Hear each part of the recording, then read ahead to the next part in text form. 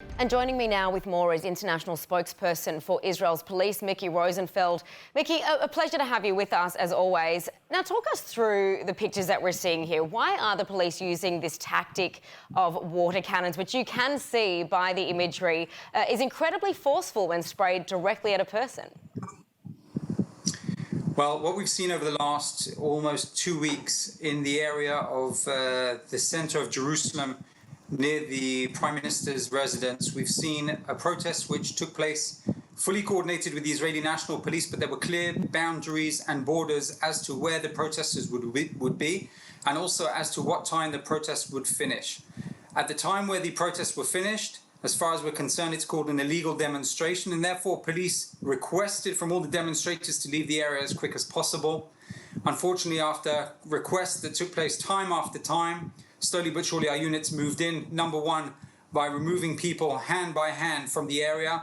But then when we saw the small crowd, maybe 5% of the total gathering of the people, then we used force in order to remove people, and that includes the water cannons, which were effective in order to make sure that people would leave the area and complete the protest. What do you say to the accusations that excessive force is being used by the police? I don't agree with that. The Israeli police respond according to what is taking place on the ground. When there are disturbances that take place and when there are protesters that are not leaving the area, we make arrests slowly but surely, one by one. That's what we did. But unfortunately, what we saw that took place, especially over the last 2 weeks in Jerusalem, more than in the area of Tel Aviv, we saw small groups, extremists that were breaking the law.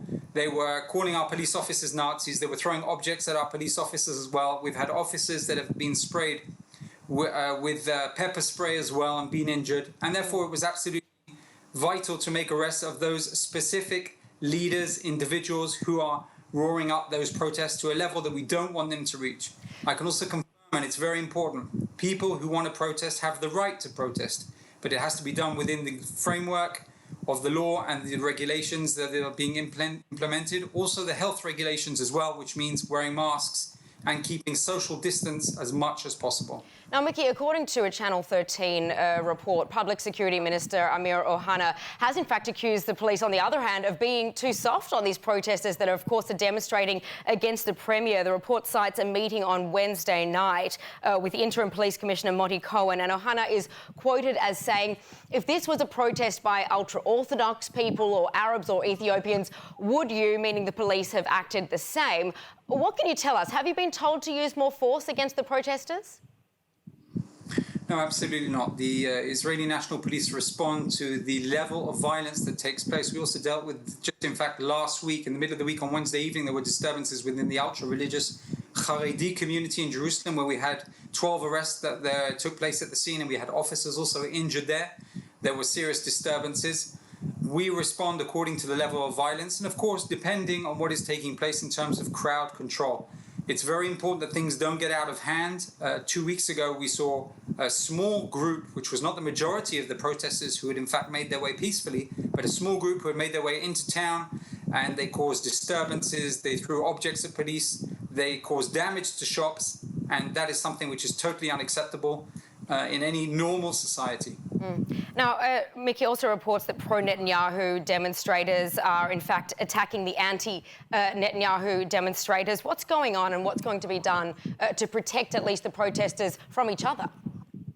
That's correct. There were scuffles that took place yesterday evening, for example, and also on Saturday night we saw as well disturbances by local individuals who had just come there not just to look and film what was going on the other side of the protest, but that came themselves to take part in the protest. We made a number of arrests. 6 people were arrested before they were involved in any public disturbances.